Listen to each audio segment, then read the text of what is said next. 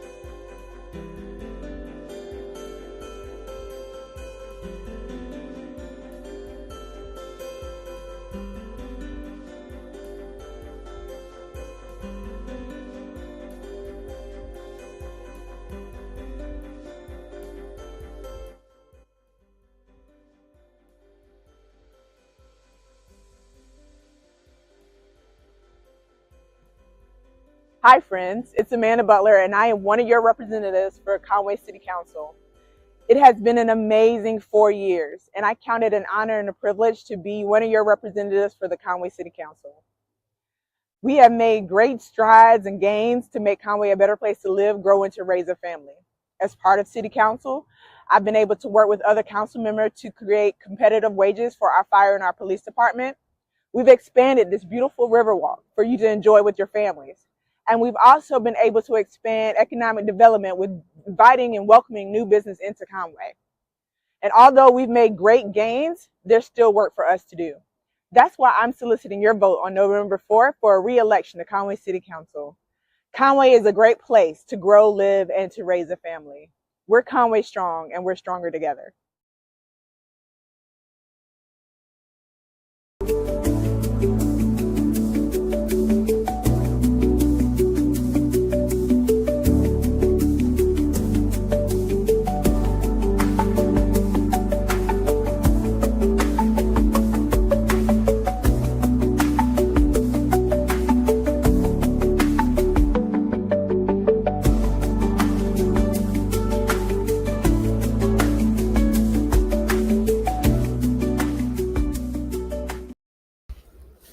Good evening, everyone. Good evening. Let me just start by saying, and good evening to you, April. Good evening, Brother Edward. How are you? Yes, we're going to start by saying that this is going to be a magnificent event. I'm calling it an event, but our first time, I think, at doing this. But anyway, we want to welcome you to our audience, to WCM Live. And I'm your co-host, Ed McQueen, along with the other co-host, April Garner Davis. And so we're thanking all of you. We thank all of you for joining us this evening for our this is, I think, our first virtual like this for a panel featuring the 4 candidates in the Conway City Council. So we're aware that how important it is to be an informed voter, like we are hoping that all of you are. And so we invited all the candidates, 4 of them, for City Council to be with us this week to talk about what their platforms are going to be and the vision for Conway, City of Conway. So tonight, April will serve as the moderator of this event to ask questions in a very timed and coordinated, structured format. So before the show, we gave the public an opportunity to submit questions anonymously, if preferred, to all of us, and that went to all of the our candidates. It will be going to all of our candidates. So those questions, along with submissions posted on the live chats, will be read to our moderator, by our moderator during the public Q&A session. Okay, as if time will permit us to do this. So there will be a brief intermission featuring a special voter engagement message, okay, to you, and then we will return with the public Q&A. So sit back, get your questions, any more questions ready, and we hope you enjoy this program. Very enlightening, hopefully, or we know it's going to be. So, April, I'll just turn it over to you to begin our tonight's broadcast. How's that? All right. That sounds good, Brother Edward. Thank you so much. We appreciate all of our special guests for joining us, and we're excited to have all of you as viewers tonight. Please be sure to share this broadcast across your social media channels. Just click share and send it out. I'm sure the candidates will appreciate it as well. And we certainly want to thank our partner for this evening, Rejoice FM 103.7 and Reggie Dyson for broadcasting live for us across the listening area. We do appreciate this and hope that it will serve to be an informative night for all of you as you cast your votes for the Conway City Council race. And so, as Brother Edward mentioned, we have all of the candidates. They were all invited and accepted the invitation expeditiously. So they're eager to hear from you and to answer your questions. And here with us tonight are three incumbents. We have Amanda Butler, William Goldfinch, and Beth Helms. We also have a political newcomer, Tanya Robinson, and they're all here with us this evening. The candidates were giving specific rules of engagement for this forum. And I want to share with all of you what these rules are so that you will understand that this is a timed event that is moderated, and they know specifically how much time they have to respond to questions, and also if they want time for rebuttal of a previous statement that was made, they will have time to do so as well. Tonight's event is not a debate. It is a chance for you to get to know who's running for city council and what their views are on the topics and issues that matter most to you. So we also want to thank those of you who submitted questions to us through our Google form. We really do appreciate it. That was a first for us, but it was a way for you to submit a question so that we would be able to raise your thoughts and your concerns. As all of the candidates have said throughout their campaigns, raise your voice. And we will share all of that information with you this evening. As far as the show format is concerned, candidates will deliver a 3-minute opening statement after we bring them on to the screen and we acknowledge their presence here this evening. They've been asked to do the following in their opening statement. They will introduce themselves, share why residents should cast a vote for them, highlight their vision for Conway, and the leadership qualities that they bring to the role. I will time the responses, so please be advised that your remarks should end at the buzzer. And of course, that is for the candidates. When the buzzer bang, you'll hear it as well. You're going to hear that. Yeah, you can't miss it. Yeah, so when the buzzer sounds, you'll need to stop with your remarks. If you do not stop, I will stop you. I'll let you know that. We want it to be fair and equitable experience for all. You'll be able to see the clock at the top of the screen to help you track the time. And that's for our viewers and also our candidates as well. All candidates have 2 minutes to respond to the questions. If a candidate wishes to share a rebuttal for any response from a previous candidate, all they have to do is state, moderator, I need a minute for a rebuttal. You will be allowed that 1 minute to respond to the previous remarks, but you will also be given 2 minutes to respond to the question that was asked. As a reminder, we are accepting public Q&A even tonight during the live show. And that means that you'll have the opportunity to drop questions into the live chat if you'd like. We're on Facebook and YouTube, and I will be able to see the questions as they come in. But we ask that you please remain respectful when posting comments and questions, because they can be seen by the live audience. And anything that is deemed as disrespectful, I will not share on the screen. So after the Q&A is over, candidates will deliver a 2-minute closing statement to give their final campaign message to our audience. And from what I understand, this is the first time they have all been together in a forum, either virtual or in person. So this is a great night of first. and we are all excited to have our candidates with us. So with that being said, I'm going to bring onto the screen our incumbents, Amanda Butler, William Goldfinch, Beth Counts, and our political newcomer, Tanya Robinson. How are you all this evening? Good. Happy to be here. Great. Okay, awesome. Everybody's looking good, ready to go. And so do you have any questions before we get started? No, ma'am. No. No? Okay, all right. So before I switch over to the actual public Q&A, we definitely want you all to be yourselves and, to show us your authentic sides. And what better way to do that than to just kind of do a bit of like a little icebreaker type question. So I'm going to keep you all on the screen for right now together, and then we'll move into our other format that I showed you earlier. But since Tanya, you are immediately to my, I guess that would be my right or left, I don't know. We're going to start with you. What one word describes your childhood and why? Fun. And why? Because we were free to play outside. We played with our neighbors. We just enjoyed one another. And there was not any, we didn't have to worry about anything then. I mean, it was safe. We were free. So it was a lot of fun. All right, Amanda. I would say adventurous. I grew up with my cousins, and most of them were male cousins, and so we were always getting into something from jumping ditches to jumping out of trees to just being outside in the woods. So it was a very adventurous childhood. It was great. Okay, all right, William. I would say inquisitive. I've always wondered how things work, why they work. Always wanted to be a part of a solution in terms of trying to take something that may even work well and try to make it work a little bit better. And how do you do that unless you understand it? And so I would say inquisitive. Okay, all right, and Beth. I'd say innocent. We just didn't have the stress of the world and internet and phones, and you play outside till dark and played with your neighbors, rode your bicycle, and just kind of carefree, just innocent, Mm-hmm. All right. Okay, Brother Edward, you want to answer the question too? You go ahead. That's good.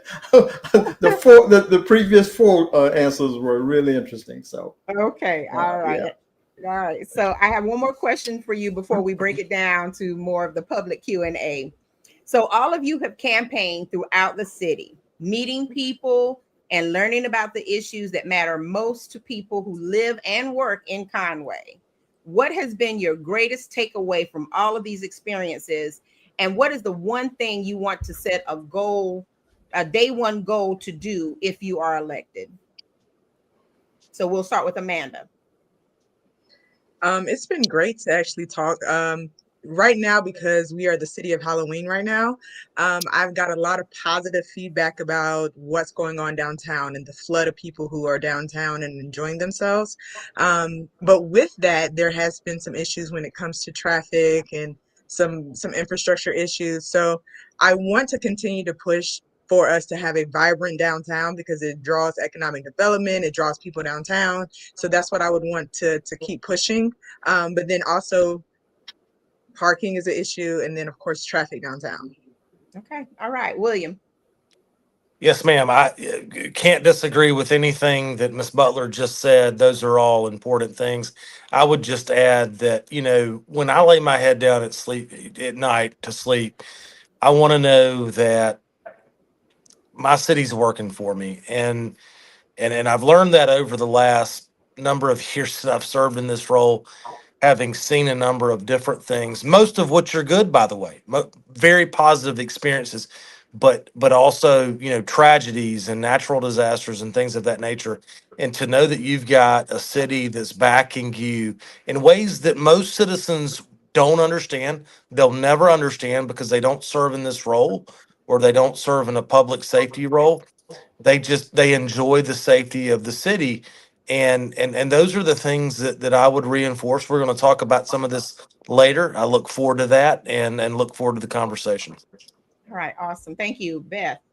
I think give back. I think that I did a meet and greet and got to talk to the community and giving back. Like, I didn't want money for the food. I didn't want contributions. Just listening to the people who stopped by and what their concerns were, and that you hear. It doesn't matter what part of the city you live in or where you go to school. That if you're a city resident, you're important to all of us. And I think we're a pretty good team. We listen well, and I think we are pretty good about trying to give back to the community, let them know that we do care about everybody. All right. And Tanya.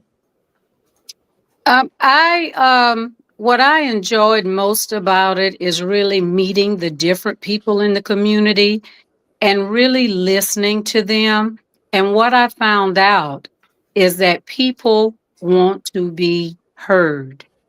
And so my greatest takeaway from that is, as I've been doing with my campaign, and with anything I do, is listen and then lead. So that was very important. They wanted to be heard. They like to, people want to be, feel seen. And just sitting down with them and talking with them about their concerns or even what they love about Conway was really great. Okay. All right. Well, I thank you all for your responses. And as you realize, I did not time you because I think it's important for people to see you as real people. So we wanted to kind of bring out that genuine quality, just allowing you to be seen and be heard. So those are probably the two easiest questions of the night. Okay. All right. So what we're going to do now is make a transition over to our Q&A format. And so I'm going to make sure that you all can see the screen and you see the clock. So again, as I said before, you all will have the opportunity to give a 3-minute opening statement, and we will go around and have everyone to do that, and then we'll get more into the public Q&A. So I'm going to start with William Goldfinch. When I put you into put you into the driver's seat. There you go. I'll start the clock and you can begin.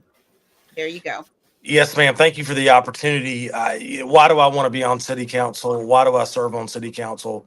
It's really simple these days. Years ago, being a lifelong resident, I wanted to get involved. I wanted to be a part of the solution, not just a part of the water cooler talk where people sat around and talked about what should be or could be. But I wanted to be a part of that solution. I wanted to be we can do this. And we did. And so I got involved with the City Conway Planning Commission in my early 20s, right out of college, and got involved and learned a lot about what was going on.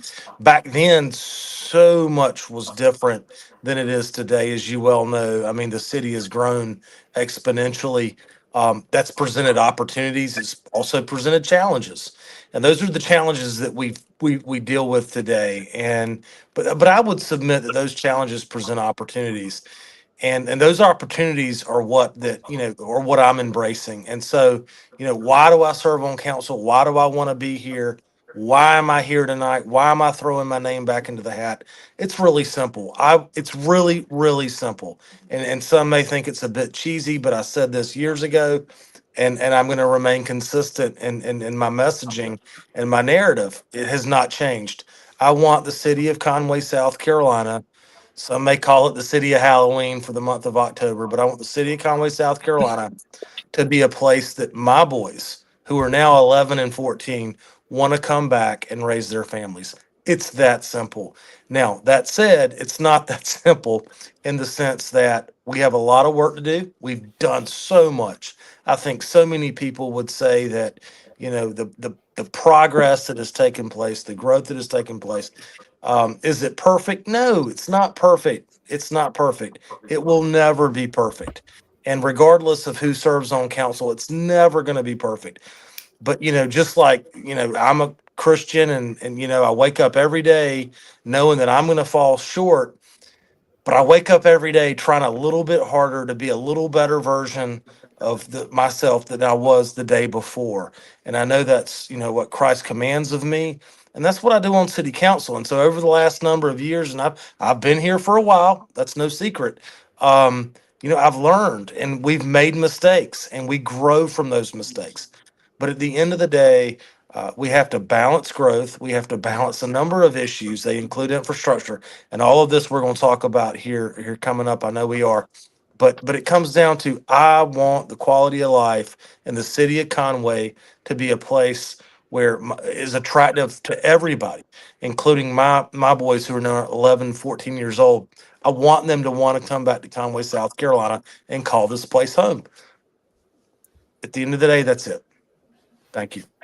All right. Thank you. Thank you so much. And I see you beat the buzzer. That's Yes, great. ma'am. All right. Awesome. So I'm going to switch you out, and Beth Helms. All right. My name is Beth Helms. Let me reset the clock. I'm sorry, Beth. All Hold right. on. Oh, I like that. Right, 14 seconds. You go. All right. I'm Beth Helms. I served my first term on city council. 4 years flew by. I'm a graduate of Conway High School in 1986, so I'm pretty old. And Tanya's my classmate. I graduated from Clemson in 1990. My motto, I guess, was Team Conway. Together, everybody achieves more. That's been my big push through the whole 4 years that I was on council. I just feel like that we all have different backgrounds. We bring different perspectives. I think we're a good group. We communicate well. We try to do what's best for the city of Conway, and William's right. We don't do it all right all the time, but we do try. Police safety is big for me. I think that we are doing we're doing a study right now. We're going to try to do better by getting us a gang and drug unit, do a little more for all the citizens. There's crime everywhere. I mean, it's ridiculous to think that there's not, but I do think this is a great place to live, great place to raise your family. Go downtown. Right now, the city of Halloween, you can't find a place to park. You can't hardly walk, but I think that I've met a lot of people that are coming to Conway, so we got our name on the map. We're real happy about that. But City of Halloween has been one of those things that people want to say that it's worshiping the devil, but I think we're all Christians. I believe in God. I think that I'm like William. I wake up every morning and try to be better. I try to do right, try to make my parents proud. I just, I love the city. I enjoy it. I enjoyed my 4 years so far. I want to do it, continue to give back. And for now, that's all I got to say till we get to another topic. But I appreciate the opportunity to be on here with the 4 candidates, and they're all good candidates and we're good people. So I appreciate it. Okay. Thank you so much.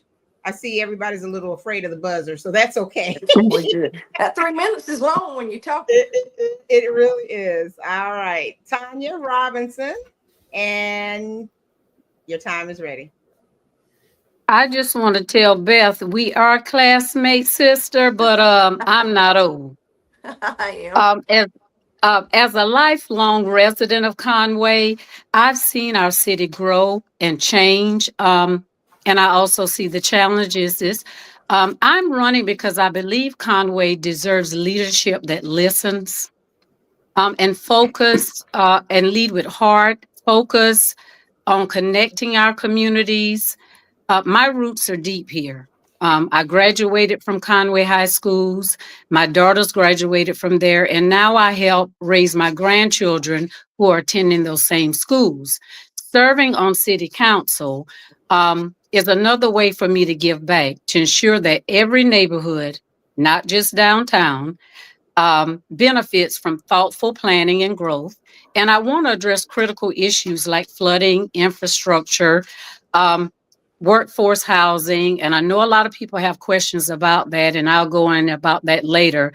That is definitely part of my platform and wanting to be on city council to help with that. Youth empowerment, solutions that are both practical and forward thinking is what I want to do. My goal is to make sure we remain a place where our families can grow up and thrive, and small businesses can grow, and our children see opportunity in the community they call home. I believe in transparent leadership, community collaboration, policies that reflect the voices of our residents. But beyond all of that, I'm running because I believe in a leadership that listens. I've done the work in nonprofit for years. I've been a part of that in that world and helping make changes for our community to better our people in this community. And I believe real change happen when we bring people to the table, when we listen, when we collaborate, and we make decisions that reflect the voices of the people that live here. So I'm in support of the growth, and we'll talk about that as well. But I bring a commitment to listen to all voices that have been a part of this city's story for a long time. My family is part of this city's history. I will continue to be a part of this city's history along with my grandchildren. And I want to make sure that we can bring people back into this community and live here as well. And instead of when they go off to college, they have to now go back somewhere else to live. So I do appreciate the opportunity to share my thoughts and concerns, and I'm so excited to be here with the other candidates. Thank you so much. Wow. Okay, Tanya used every single second of her Yes, 3 minutes. ma'am. Yes, you did. All right. And so now we have Amanda Butler.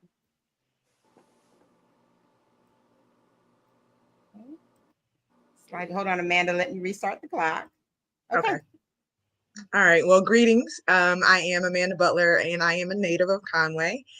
I matriculated through the Horry County school system and later went to Clemson University to get my bachelor's degree. Then I moved to Atlanta, Georgia, where I got my master's of divinity degree, and later came back to Conway and got a master's of arts and teaching from Francis Marion University. But overall, I'm a product of the village. I'm a product of the village, and I've had a heart for community all of my life. I've been involved in religious and civic organizations within Conway for years. And that's why I decided to run for Conway City Council 4 years ago. Over the last 4 years, I've had the distinct pleasure of working with some great individuals and to serve the citizens of Conway. We, as a whole, have made some great strides in Conway. There has been a booming downtown, there is growing economic development, and we have a flourishing future ahead of us. During my 4 years, I had the honor of working with my fellow councilmen to establish competitive wages for our police and fire department. And then as a high school teacher, I know the importance of involving the input of our young people. I worked alongside the mayor, John Rogers, Dr. McKissick, and Amber Shubrick to establish the Mayor's Youth Council, which is extremely important. During my 4 years, I have diligently worked to demonstrate leadership, teamwork, and collaborative effort to the betterment of Conway. Overall, I have a heart for Conway. I have a heart for growth. I have a heart for moving Conway forward. Like I said, we've made a lot of great strides, but there's still work for us to do. These 4 years have been it's been a learning curve. I will say that. It's been a learning curve. But as I've learned and as I've grown and as I've listened to other citizens of Conway, I've learned that it's so important that we make the best decisions for Conway. That means we have to work together. It's not just us, it's the community, it's other organizations, it's all coming together to make the best decisions for Conway. It has been a great 4 years, I will say that. And I have thoroughly enjoyed working alongside my other councilmen to listen to what Conway has to say and to see it expand, to see the growth. When I first started, my main concern was I want to see more people downtown. And now when you look downtown, there's people everywhere. There's growing needs downtown. There's growth, there's development. And that is really why I'm running again, because there's more work for us to do. And I am looking forward to another great 4 years. All right. Well, thank you, Amanda. We really appreciate your opening statements. Thank you to everyone. And so what we're going to do now is just move into a quick intermission so that they can catch their breath. And we're going to come right back and get into the public Q&A. I see that there are some questions that are in the live chat, and we will attempt to get to those questions tonight. We also have a lot of questions that came in through the form that was released a few days ago. So we just thank everyone for participating in that way. So for now, we're going to just give the candidates a little bit of a break. And then we are going to take a little short intermission, and we'll be right back. Voter education and registration have remained the nucleus of Alpha Kappa Alpha Sorority Incorporated Mu Alpha Omega Chapter's Get Out the Vote efforts. For more than 47 years, we have attended city and county meetings, candidate forums, hosted numerous voter registration drives, and met with our state and national elected officials to assist communities we serve. You are cordially invited to tune in with us to WCM Live, the World Community Magazine, for a virtual community forum on Tuesday, October 21st at 7 o'clock p.m. This event will be moderated by Edward McQueen and April Garner Davis. Conway City Council candidates will respond to questions that directly impact the City of Conway's residents, business owners, and organizations. Alpha Kappa Alpha Sorority Incorporated was founded on January 15, 1908, on the campus of Howard University in Washington, D.C., with the mission of serving all mankind. Under the leadership of our international president, Mrs. Danette Anthony Reed, we continue to lead on the front lines of change, education, and advocacy. In the past, we collaborated with the World Community Magazine to solicit feedback from college students, grassroots organizers, and young professionals to share how to engage young voters in the election process. You will be able to ask the candidates questions in real time. Like our organization, WCM Live is a trusted nonpartisan voice throughout Horry County communities. We have sat on panels with Mr. McQueen and Mrs. Garner Davis and facilitated dialogue that responded to viewers' questions about the impact that Project 2025 will have on minorities, the importance of minority educators in Horry County schools, and the immediate need to reform public policy, health systems, medical education, and the implementation of a platform to discuss events that are unspoken within the Black community. This virtual forum will be Conway specific, but disparities exist throughout Horry County. If you live outside Conway city limits, use the virtual forum as a starting point to engage elected officials in your community and encourage your neighbors to do the same. Other cities and towns throughout Horry County will hold municipal elections November 4th. City of Myrtle Beach, North Myrtle Beach, Town of Atlantic Beach, Town of Surfside Beach, Town of Aner, and Briarcliff Acres. From local ordinances, the roads we drive on, to the schools in our neighborhoods, the leaders we elect locally make decisions that directly impact our communities. That's why voting in local elections is one of the most powerful ways to make a difference. Check out scvotes.gov. Early voting starts Monday, October 20th and ends October 31st from 8:30 a.m. until 5 o'clock p.m., closed on Saturday and Sunday. If you miss early voting, make preparations to vote at your polling place on Election Day, November 4th. From 7 o'clock a.m. until 7 p.m. Your vote is your voice. Use it to shape the future of your community. Vote local.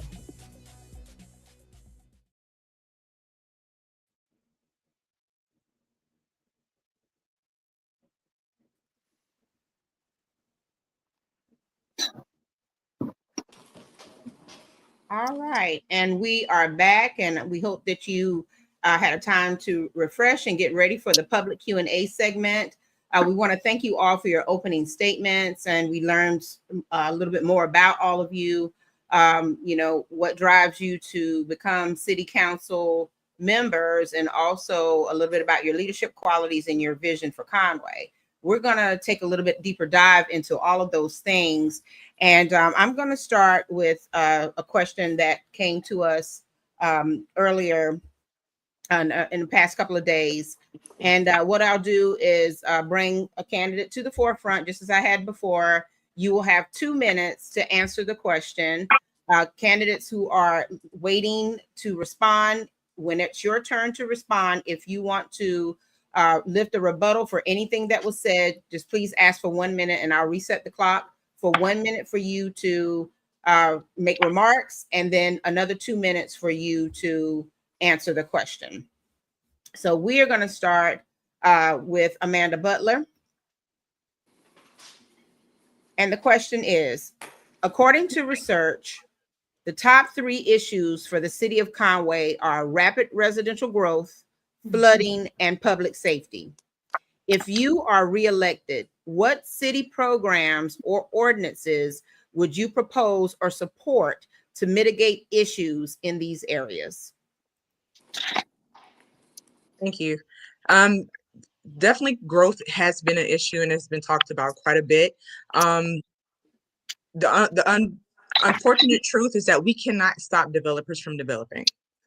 But what we do have in place are design standards that different developers have to abide by in order for them to meet certain standards within the cities. So yes, we do have ordinances in place that we enforce, where we are trying to, when it comes to the quality of what the developer does, when it comes to how many houses they have on a lot, there's different ordinances that we do have in place that kind of it steers the developer into a greater product for the city of Conway. And another issue is the annexation of developments. When we annex different developments in, it is for a specific reason because we want the quality of what Conway has to be top tier. So that is one of the things. I do want to just make sure that I say that we do have ordinances in place that are being enforced in that regard. And we're working continuously to address the growth. I know infrastructure is also an issue. A lot of our main roads we don't own, but the local roads that we do own, we try our best to have our city staff manage them, and we work together as a team as well with state representatives to make sure that we are providing the best infrastructure that we can for the city of Conway. Okay, thank you for your response. Mr. Goldfinch, same question. Yes, ma'am. I could not agree. I mean, Miss Butler nailed it. The reality, like it, love it, hate it, what have you, is that we do live in a growing area. People are flocking here and other parts of coastal South Carolina and other parts of the Southeast. They want to be here. This is a new phenomenon in the last decade or 2 decades. It has presented us with a challenge. That said, I also feel as though it's presented us with opportunities. How do we embrace those opportunities? And I think that's the important question. And Ms. Butler touched on it. I'm going to just expand on it a little bit uh, because it's important. People think that we can stop growth. We can't. So much of what we can and cannot do in South Carolina is dictated by state law, not what we want on the local level or even the county level, but it's what's dictated by state law. And I could spend hours on that. We don't have hours. I've got 50 seconds left. So people need to understand, and Ms. Butler touched on it. Several years ago, we had this crusade to really enhance the quality, the design standards, the guidelines, where, when you've got these big national home builders that come in and want to build these projects, if we don't annex them in, they're going to get annexed into the county, and they're still going to use city services. They're going to use city police, city fire. They're going to have a Conway address. They're going to use city services that are going to be a financial burden on residents in the city of Conway. Let's bring them in. Let's raise the standard. Let's raise that bar and make it higher. As far as infrastructure, I got 10 seconds left. I was grateful to serve on Ride 4. We got a lot of great projects coming. It's going to take time, but it's coming. Look forward to talking more about that later. Thank you. Thank you.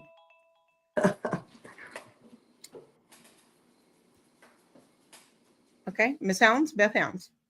Well, they kind of touched on it. Growth. There's not in Horry County. There's not a whole lot left to grow on. I mean, everybody's inheriting farms and they're selling them to developers. Everybody wants to make the money off of the family farm. Charleston's outgrown.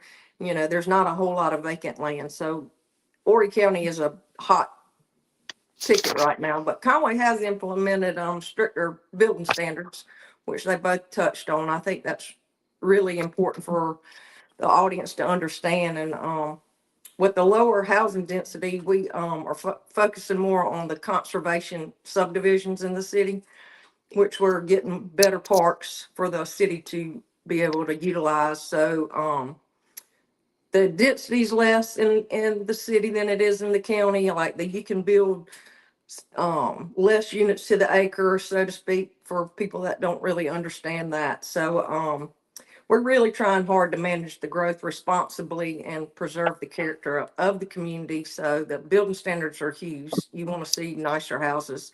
Infrastructure is huge, but you got to have state and local funds for that. Like William said, he's on Ride 4, so he might could dive into that a little bit more. We're really pushing the city roads, but like Amanda said, most of them are state, and there's not a whole lot we can do about some of the state roads until we can get the support from the state and federal government. So that's, our hands are tied with that, but we definitely are trying as hard as we can with what we got to work with. Like we just talked about the stoplights in the city. I mean, we can't even get the stoplights in the city on the main roads that are state roads, so we can get through the town. So we'll talk a little bit more about that since I'm out of town.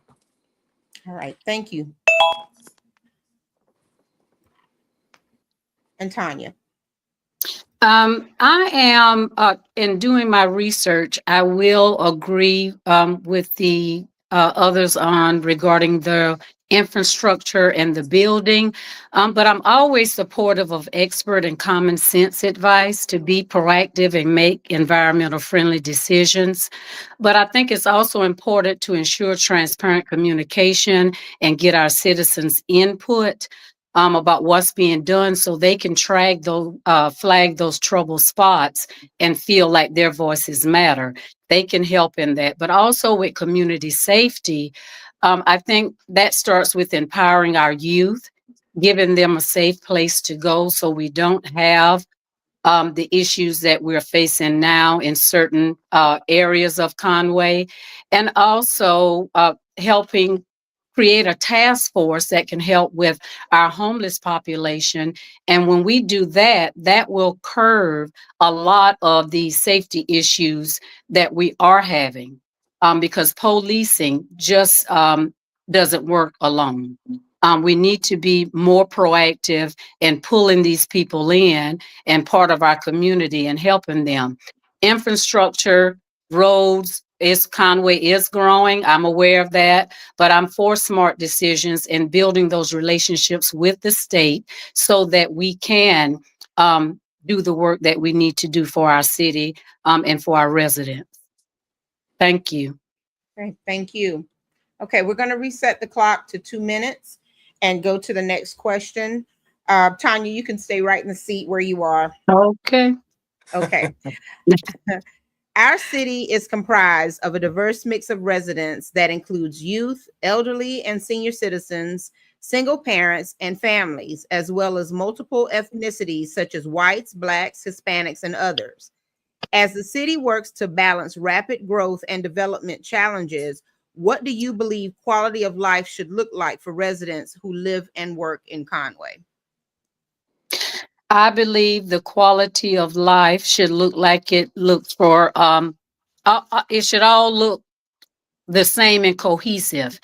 But that comes with supporting workforce housing, which I really support, because those are the people that work and live in our community. We're talking about your teachers, your firefighters, your service workers. So we need to make Conway a place where they can afford to work and live, not just work here and then have to drive to another community further out so that they can afford a place to stay.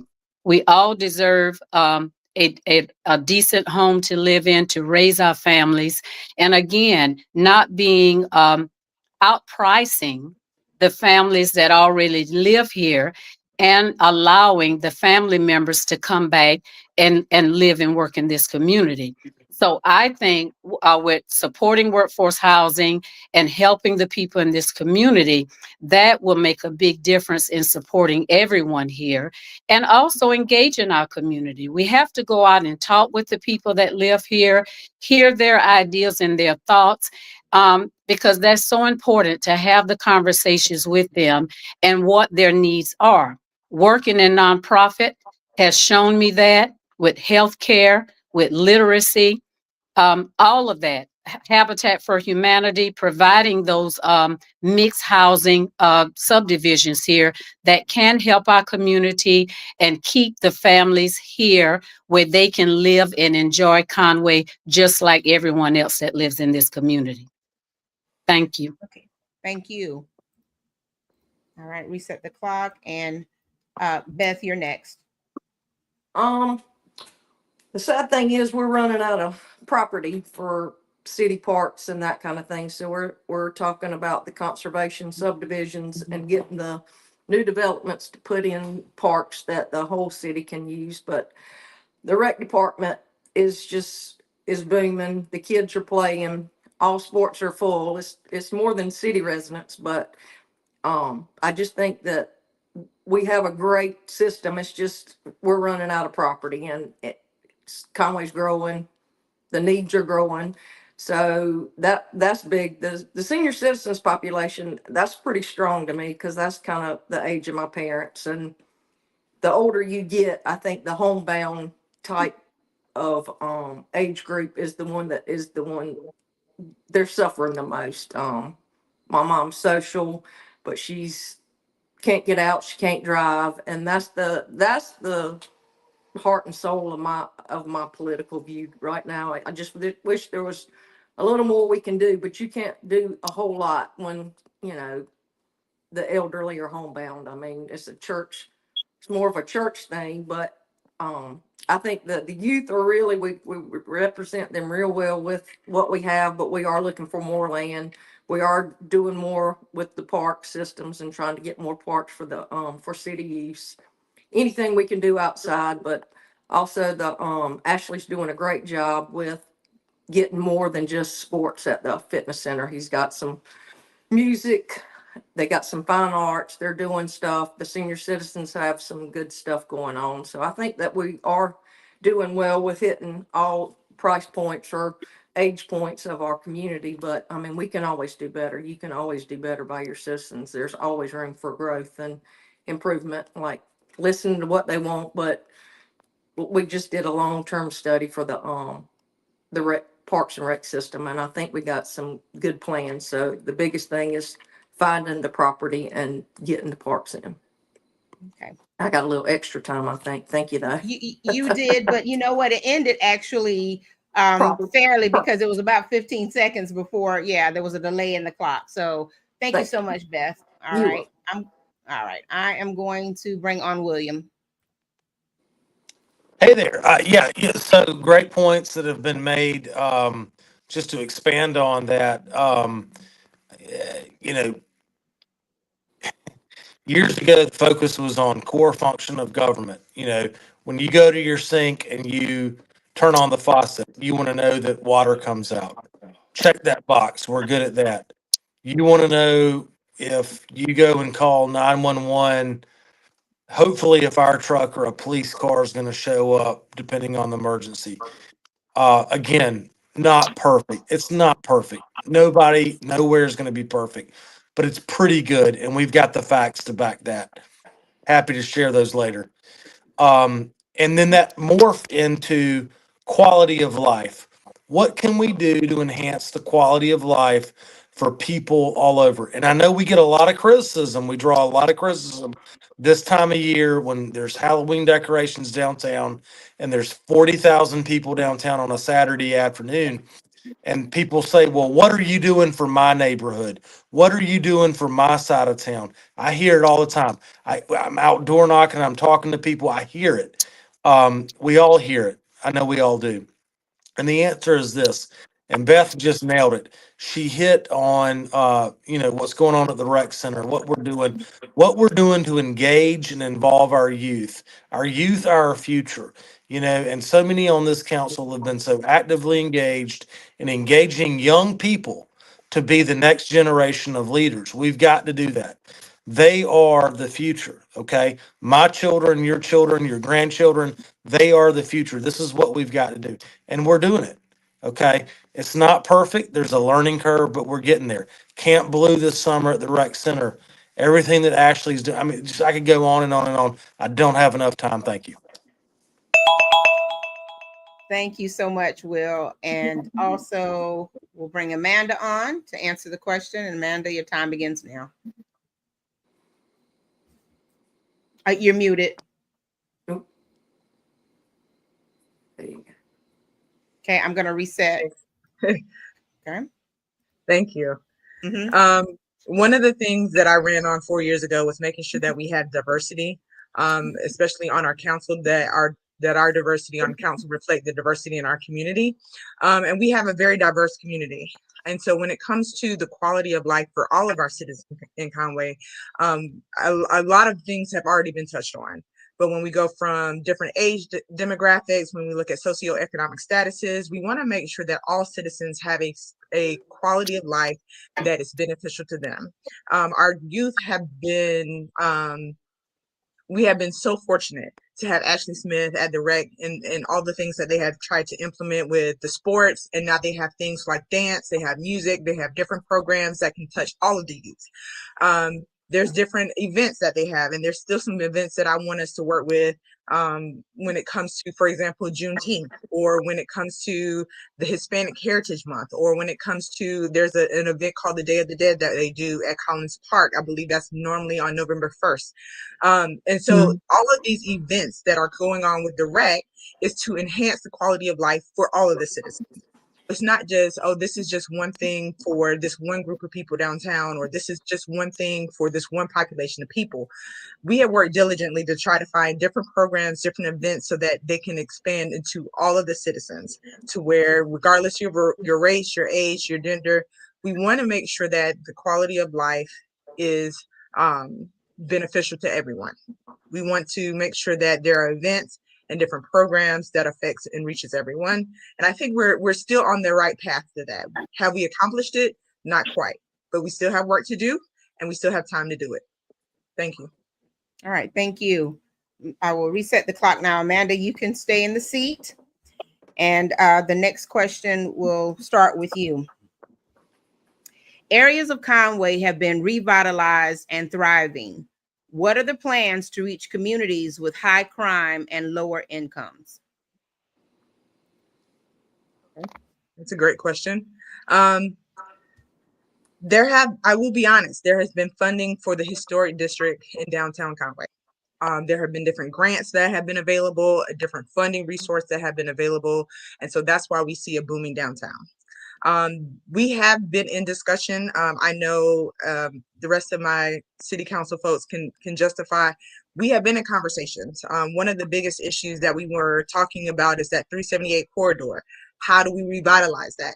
How do we go about creating the same type of feel that we have downtown? How do we create that on 378? There have been discussions. We have talked about it, and I truly appreciate all of those people who have come to city council and have voiced their concern, because we have heard you. We are still trying to figure out what's the best thing that we can do to revitalize that area. We're also looking at areas near 905. We're looking at areas off of 701. We're looking at areas to expand from downtown.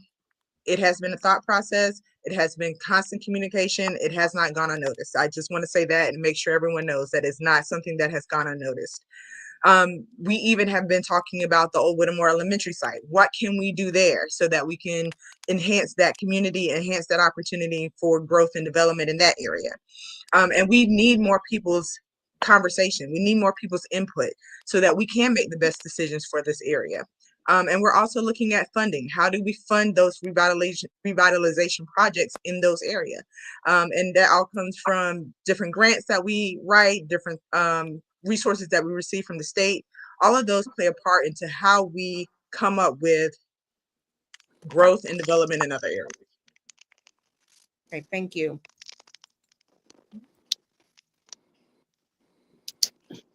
William, you're next. Yes, ma'am. I think we're all on the same page here. And Amanda mentioned 378. William, I'm going to pause you for just a moment. I don't know if it's your earbud, but it's kind of choppy. It is. Is anyone else hearing that? Yes, ma'am. Yeah. It's breaking up. Are you using an earbud? No, I'm not. I'm just. It got clear now, but I heard it for about 2 minutes. I don't know if You're good. It's kind of clearing up now. So I'll just start your clock. Okay. Okay. All right. Yep. Can you hear me now? Yes, Yep. you're good. Okay. So we've spent a lot of money on 378 trying to buy dilapidated properties that we can hope to revitalize at some point. Ms. Butler's correct in that regard. We'll continue to do that, continue to do things just to overall enhance everything. You know, there's been a lot of desire over the last several years to incorporate a community center of some sort into the city of Conway.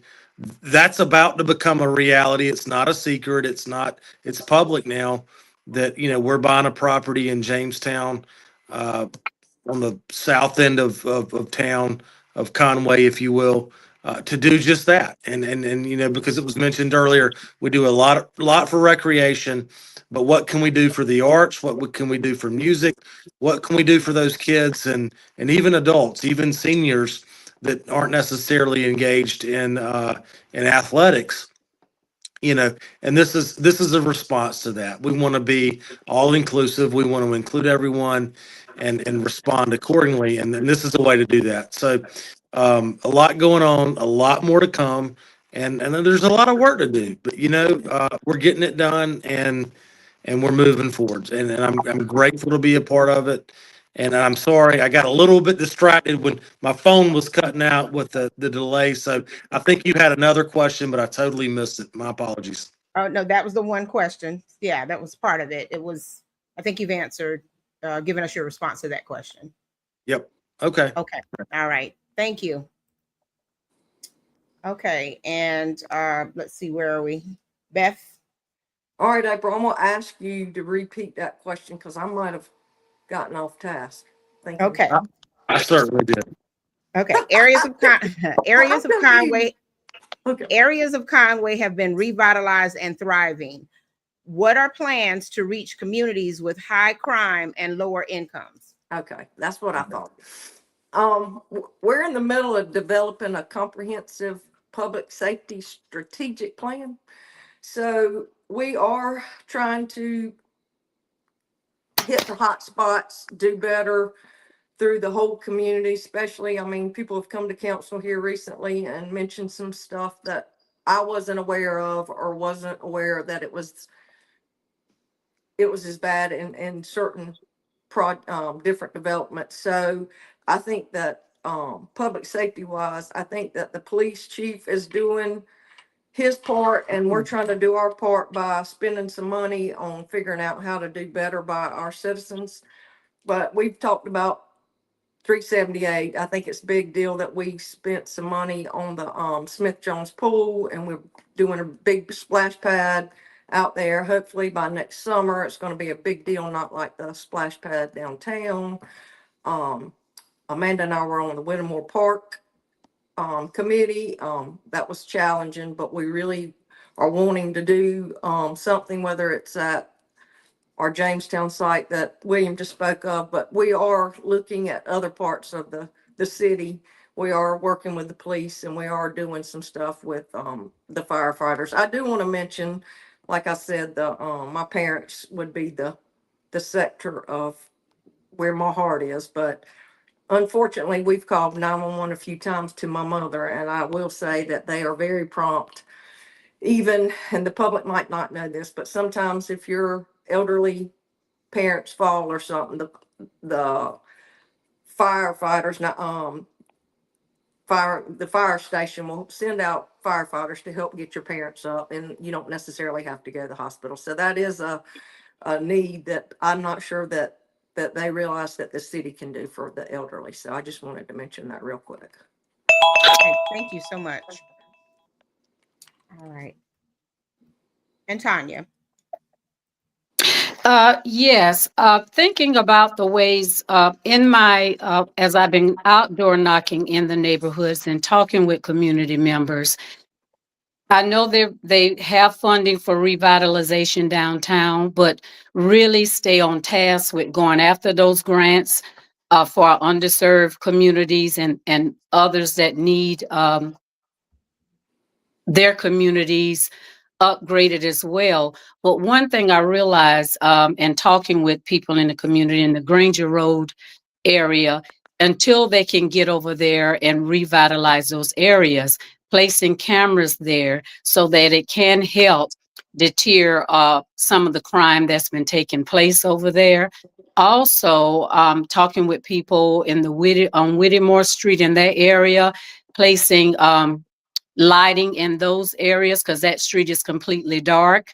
Been out there talking with them. So those are ways we can curb some of the issues that are happening. It may not stop it, but before you can do all of the other work, be ahead of the game a little bit and proactive and doing different entities like that to support those communities and help with crime.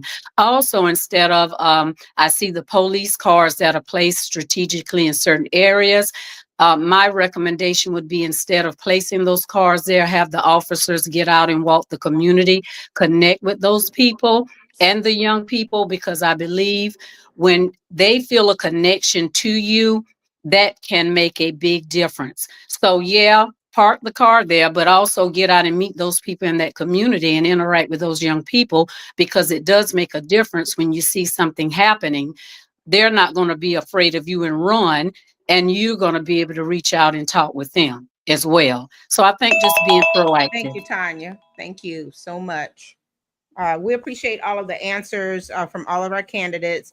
I think we have time for just a couple more questions. So Tanya, you can stay in the seat. Okay. And all right. What is one thing you would like the city's stormwater department to improve on? What is one law you think the city should enhance or adopt to mitigate flood risk? I in my reading and looking up this the strategic plan, and I just want to have promote smart growth and having the builders, and I know they have something in there where they do require builders to do certain things with the stormwater and building new subdivisions. I agree with that, but also prioritizing additional areas, particular older neighborhoods where the runoff is a chronic issue, addressing that particular part. The McKeithen Watershed Project, I know that's really good. Creating more green space, also in areas that are, I should say, not as popular, or I'm trying to get this out, in the underserved communities where you can create more green space to also have it with parks and recreation outside areas for the community there as well. I think that's important. It keeping improving our floodwater storage. The water quality, like I say, with the walking trails, that helps, and coordinating land use and growth with the infrastructure capacity. The more development happens, of course, the infrastructure burden increases, but push for development policies. I know that the city is doing that, but that would require adequate drainage and detention, and just continue making sure and revisiting those policies that the city has, and truly staying on top of that. Thank you. Thank you, Tanya. Beth, you are up next. You may begin. All right. Flooding is one of Conway's most persistent challenges. I think if we address the immediate action and the long-term planning, it's really it's kind of hard. I mean, water is, you get a leak in your roof, try to find it. That's how water is. It just, you kind of, we got to continually improve our stormwater, I guess is what I'm trying to say. We need to work closely with the state and the county agencies to improve our drainage systems, protect natural floodplains, and invest our infrastructure that can handle the heavier rainfalls. I think it's equally important to have responsible development, and we need to make sure our new projects don't worsen flooding for existing neighborhoods. If we combine smart planning, community input, and strategic investment, we can make Conway stronger and more resilient. Okay, looks like we lost Beth. Let me pause the time. Beth, if you can hear us, we've lost your feed. I'm gonna move on though to William Goldfinch, I will reset the time and you may begin. Yeah, great question. Nobody does flooding in Conway better than Conway. Unfortunately, we've got a tremendous amount of experience in it.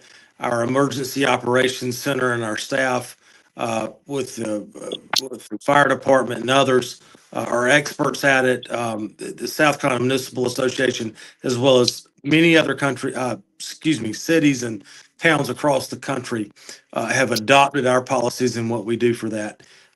In terms of requirement, nobody's more strict than we are. Everybody says when a new neighborhood comes to town, it's going to increase flooding. It's not. It's a fact. It took me several, I've been on council a long time, and it took me several years to understand that. Listening to hydrologists, listening to civil engineers who don't have a dog in the fight other than to give us facts, like not anecdotal facts, but real facts. And so there's a lot of conjecture out there about flooding. It's just not true. Um, there's always been flooding. I remember Hurricane Florida in 1999. I had just gone off to the University of South Carolina. This was before most all of these subdivisions had been developed. We had flooding. We're doing flooding right now. I promise you. I could spend an hour on that. That said, years ago, Conway and other communities did not do flooding. It's why 3.5, almost 4 years ago, we spent $2.5 million doing a stormwater project at Shakora neighborhood. Okay. And that's because back in the 60s and the 70s, people didn't develop neighborhoods the way they develop neighborhoods today. It's done responsibly. I want to jump to the prior question. And Ms. Robinson brought up a great point about cameras. In the last 4 years, we've added 286 cameras to the city of Conway. Only 18 of those are downtown. The rest are outside of the other parts of the city. Thank you. Thank you so much, Mr. Goldfinch. We appreciate it. All right. And then Amanda, you are the last one for this question. Let me start your clock. Okay. All right. A lot of great things have been said. When it comes to flooding, I know that's a major concern in Conway. We have been hit by some major floods that cause question when it comes to stormwater. We do have a great city staff that has worked diligently to prepare for certain rain events and certain storms. And when it comes to drainages and digging ditches and making sure that the system is flowing freely so that rain runoff can have somewhere to go. And they work diligently to do that. Do we still flood? Yes, we do. Is it an ongoing problem? Yes, it is. And it's just, it doesn't have to do with as much development. A lot of people think, oh, well, the more we develop, the more flooding we will have. Unfortunately, the way that, I will say this, we are cutting down trees, which decreases the green space. Of course, when we have more trees available, they soak up the water. But we are within several developments, they are required to have certain amount of green space and spawn and water runoff areas. So the problem that we're trying to navigate through is how do we make sure we're developing properly and smart? How are we making sure that our storm water runoffs are up to date? We're trying to make sure that, next time we have a big rain event, that we are prepared for it by making sure that the ditches and everything are cleaned out properly so that there can be adequate runoff. So it's an ongoing problem. It's not something that we can fix overnight. It's something that we're going to have to continuously work on as Conway continues to grow. Thank you. Thank you. So we do have some questions that have come in through the public chat, the live chat, I should say, this evening. And while we don't have time for all of your questions, and some of them actually mirror some of the questions that have already been asked and responses to questions, I do want to lift at least maybe one or two, and we'll allow the candidates to take it. Amanda, since you are in the seat right now, you're welcome to take the question. And anyone else who wants to respond. Okay. So this question comes from Vonda Vandross Brown. Based on your vision of homelessness in the community, what would be your way of helping or creating a plan to assist with the homelessness in that area? In 2022, Conway had around 1,000 homeless people, to include women and children. I don't see that number has changed. What would you do to decrease the numbers? That's actually a very good question. And it's actually a question that I brought up previously. What do we do with the homeless population in Conway? One of the things that is a problem that we have that we need to face is the fact that we do not have a shelter. There is no shelter in Conway. There is no place that they can go. We do have resources such as CAP and other places that can provide food sources. There's different churches that can provide clothing, things of that nature to help the homeless. But when it comes to location where they can stay and shelters, we do not have that. So that is one of the things that we do have to address. I believe that it is in the works. I don't want to say for sure, but I know there has been conversation and things in the works to help mitigate that. So it's coming. It is coming. And the homeless population, we have to make sure that there are options and resources available for them. There are different organizations like United Way and other nonprofit organizations that assist with the homeless population, but we have to make sure, one, that employability, do they have the necessary skills to be able to obtain employment? Do they have the necessary resources such as clothing and fooding to have a livable experience in Conway? So there's different things that we really have to look at. It is one of the areas of concern. It's definitely something that we have to continue to look at in the future. Okay, thank you. Is there any other candidate who would like to respond to that question? I would. Okay. And I'm going to reset the clock.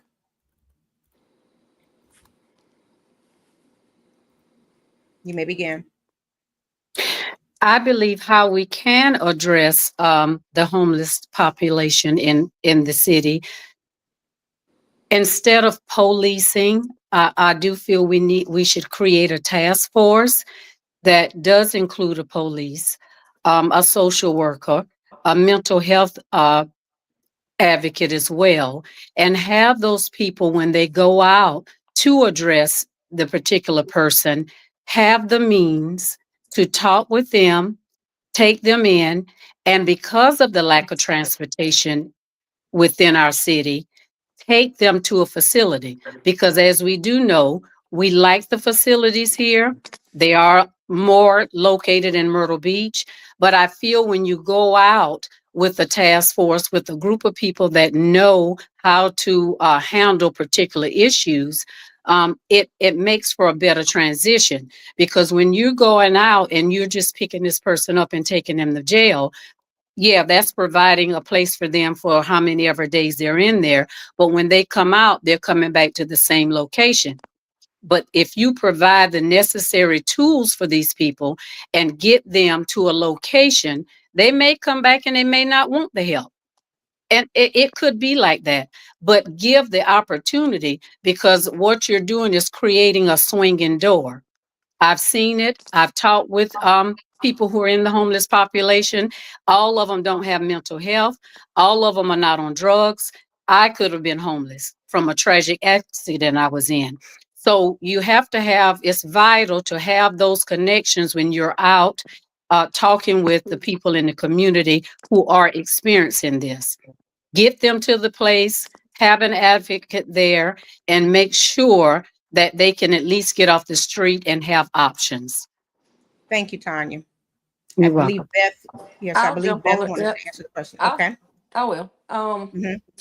I do apologize for the last. I think I had a phone call during the flooding, but the I think the county is addressing. It's in the works of somewhere for the homeless shelter, and I believe it's going to be on Highway 90. I do think that we do have some options of the Shepherd's Table and CAP and some churches, but I do think mental health is a problem everywhere that we don't address. I think that, like both of the other candidates said, that, you know, the police pick you up, they either take you to jail or take you to the hospital, and that's not really what they need. They need probably an advocate, like Tanya said.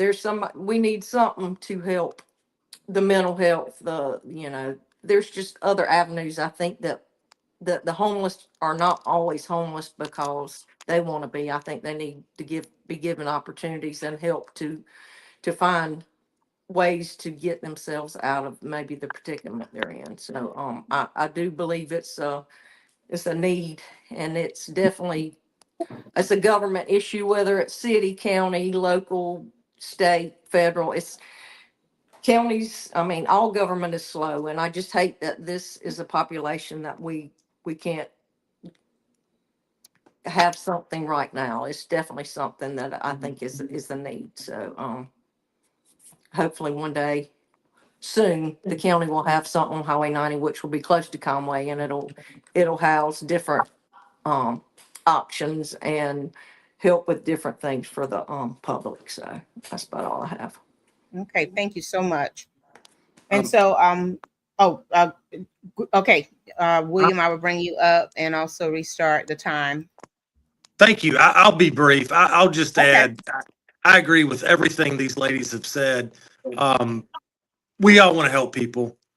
We've all had good times. We've had bad times. We've had challenging times. Maybe we haven't been homeless, but we've been in a place where perhaps we could have been. And so we're sympathetic to that, and we want to help these people. And about 5 years ago, we set down a path to do exactly that. And one of the challenges, and we got to continue that work, but one of the challenges that we encountered as a city, as a council, back then, this was 5.5 years ago, maybe 6, was that nobody wanted it in their neighborhood. Okay. And this wasn't just one part of Conway or this part of Conway or the other side of Conway. No one wanted it in their neighborhood. No one wanted to bring these folks in their neighborhood. And so it's a great talking point, and my heart bleeds for it. And as a Christian, that's what we're called to do.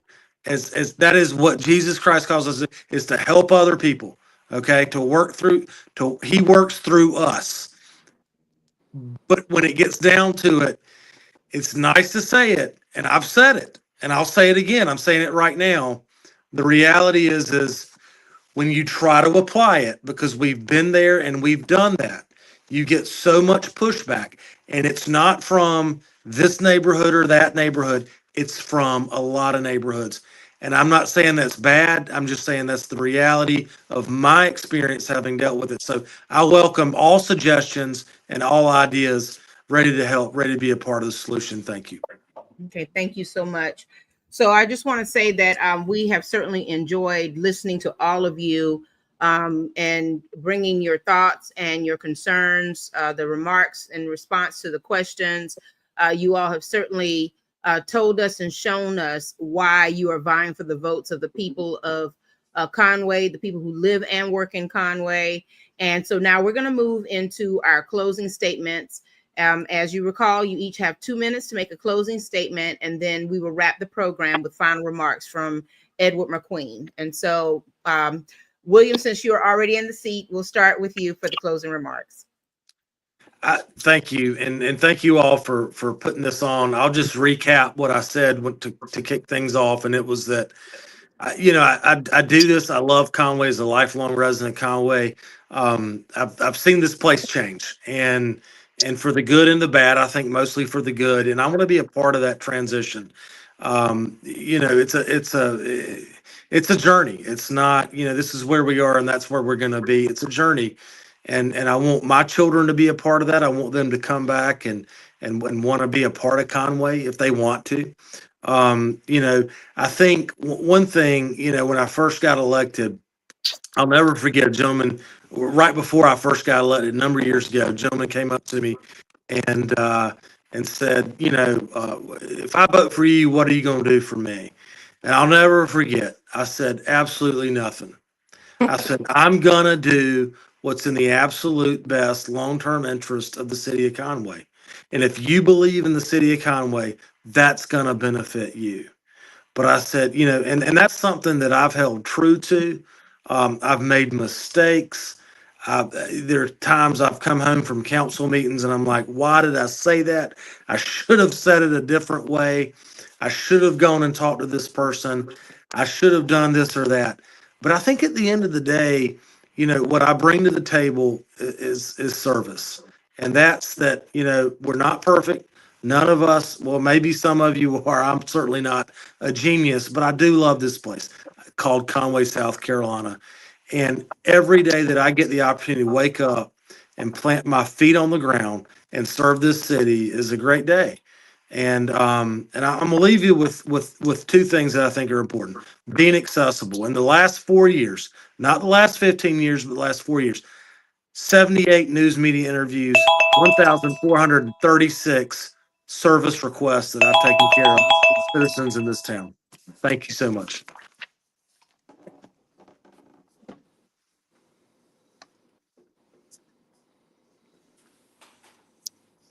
We ready? Um, I've enjoyed my first term on city council. It's been challenging. It's been rewarding. It's humbling to be voted in. Um, I think we've done some great things for our community. I'm excited about to continue the work that I've started for Conway and to make it a better place for all of us to live. I'm a native of Conway. I've witnessed firsthand how community has grown and changed for the past 57 years. And I couldn't be more proud to call Conway home. My roots run deep here. My family, my friends, my lifelong relationships have given me strong understanding of the needs and the values that make Conway unique. I'm dedicated to serve on city council because I care deeply about our shared future.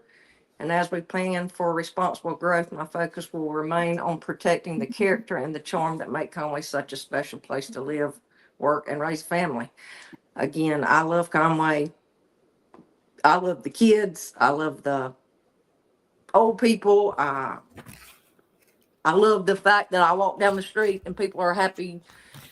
They're smiling. They're excited to be downtown, to be part of growing about. I mean, like we have a bunch of people that are volunteering with Halloween that are probably hopefully going to help with Christmas and go into Valentine's Day and to go into Easter, and then we'll go into grooving on the green. So we really are trying to do something every month, and I just feel like that Conway special, and I want to share it with everybody, but at the same time I want it to be somewhere we can live and grow and raise a good family and have real true values and love each other, and do it like William said, do what God said and take care of each other. And that's all. All right. Thank you so much, Beth. All right. And we'll go to Amanda. Thank you. I just want to say that the first 4 years as I've served the citizens of Conway has been a true pleasure.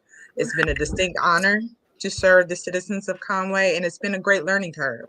I've learned a lot during my 4 years, and I want to continue on the path that we're on. We are on a great trajectory. There's great things ahead of us. There's more work for us to do.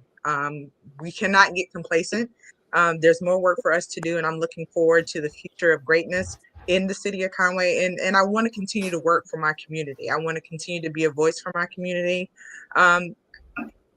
I have enjoyed thoroughly working with the rest of the council when it comes to making decisions that are best for Conway.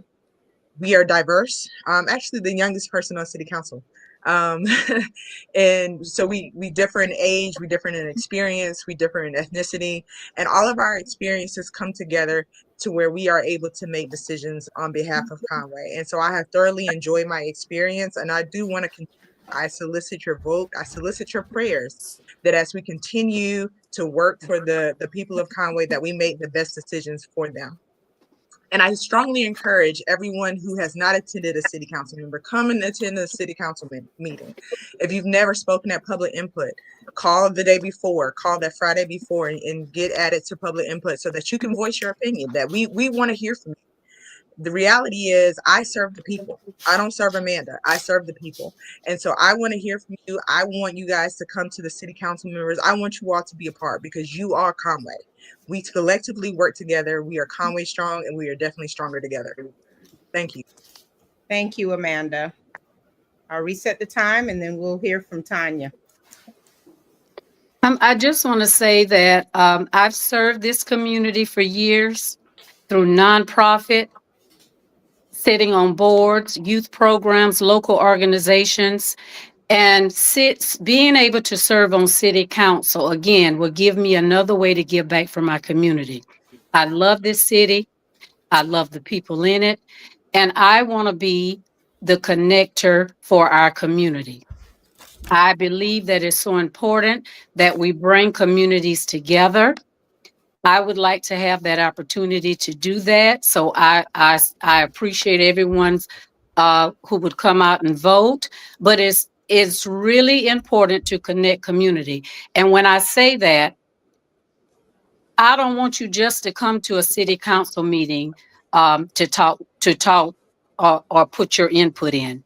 I will be in that community. I will be listening. You share your thoughts and your concerns with me. I will bring those back to the table.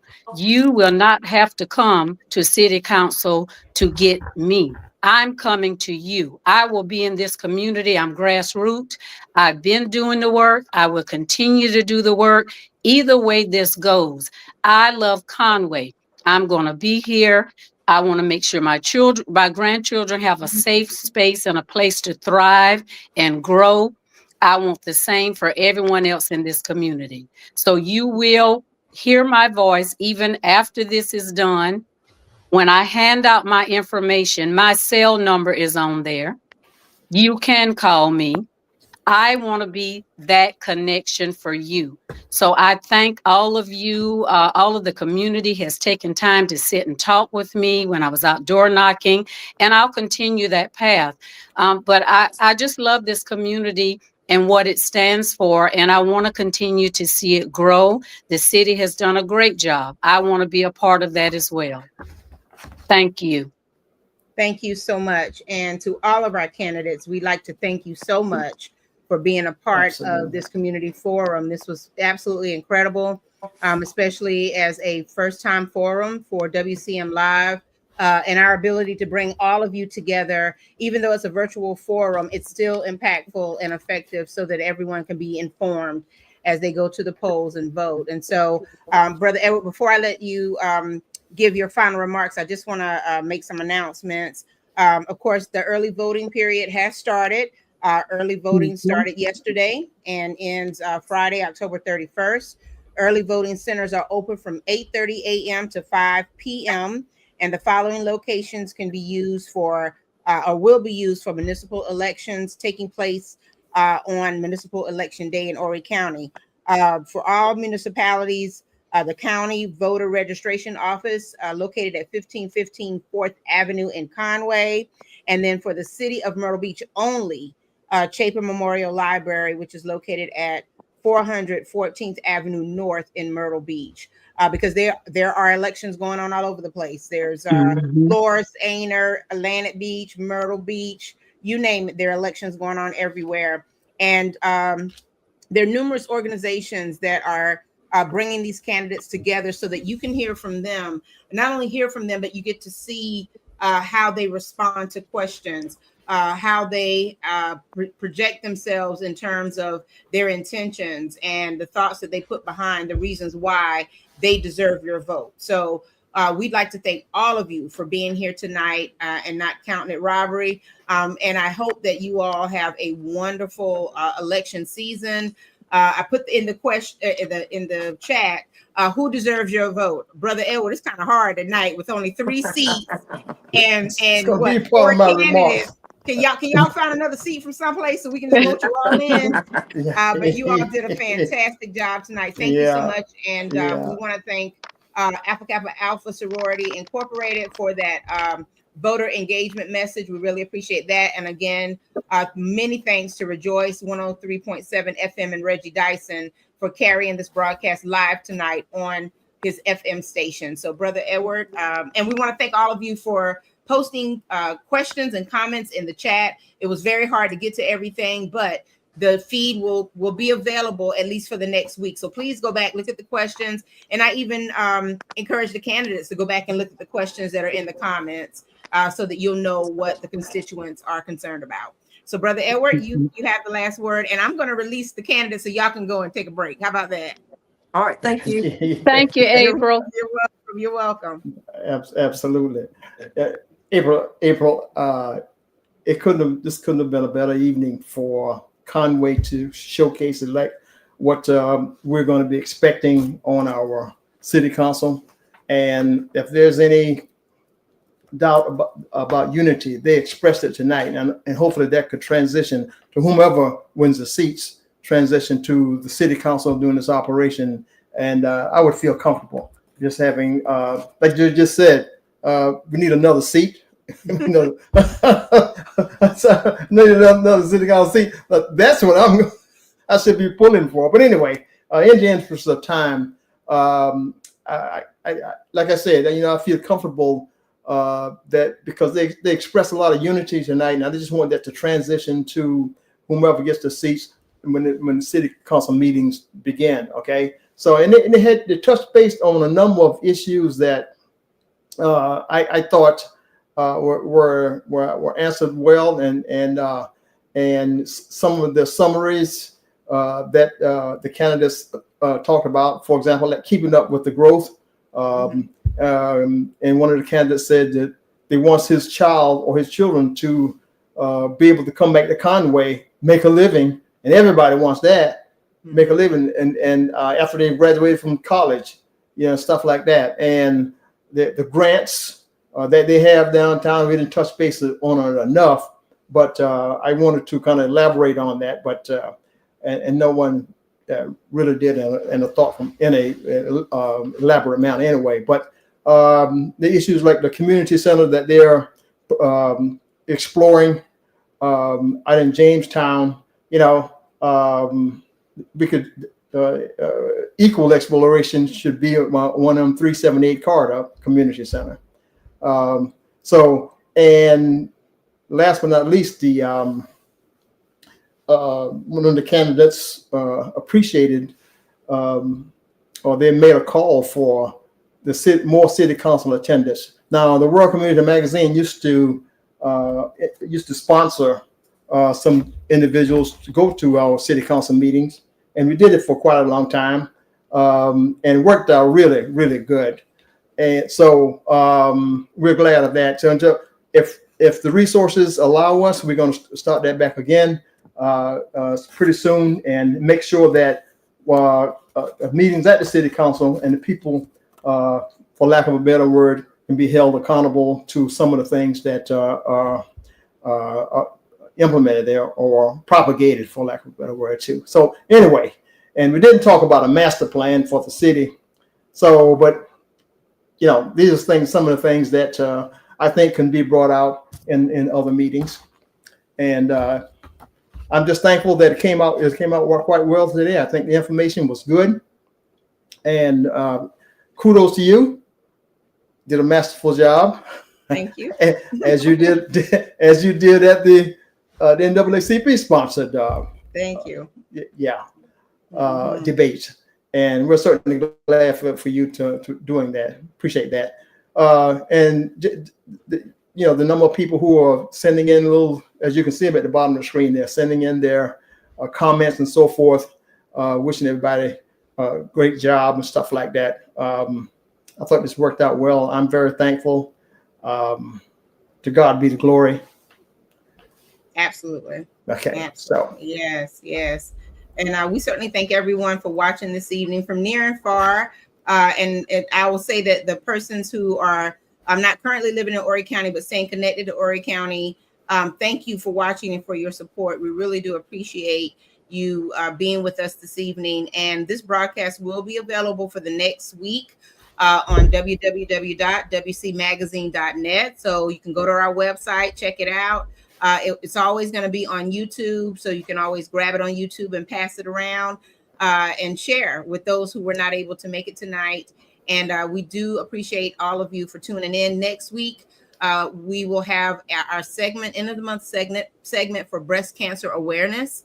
And so we hope that you will tune in next Tuesday night. We'll have a couple of special guests with us who will be sharing their survivor experiences, and also some medical information that would be extremely helpful for those of you who are either dealing with breast cancer issues or just have natural questions in terms of prevention and awareness. And so we just thank you all for being with us tonight. A late night, Brother Edward, but a good night nonetheless. Yeah. Late night, but good night. You couldn't have said it better. Yeah. I couldn't have said it better. Right. Yeah. Yes. An hour and 36 minutes, by the way. I know. I said an hour and 30, but it was good. Nonetheless, it was good. Yeah, really. Yeah, and we thank everyone for sticking around with us. We really do appreciate it. So until next week, we will see you. Have a great rest of your week. And again, we appreciate all of your support. Go to the polls. Right. Vote. Your vote is your voice. Your vote is your power. Get vocal for local. Okay. It all starts with local politics. So make sure you cast your vote. And we will see you next week. Take care. Godspeed. See you next week. Thank you for watching the World Community Magazine's Hour of Power Live on Facebook.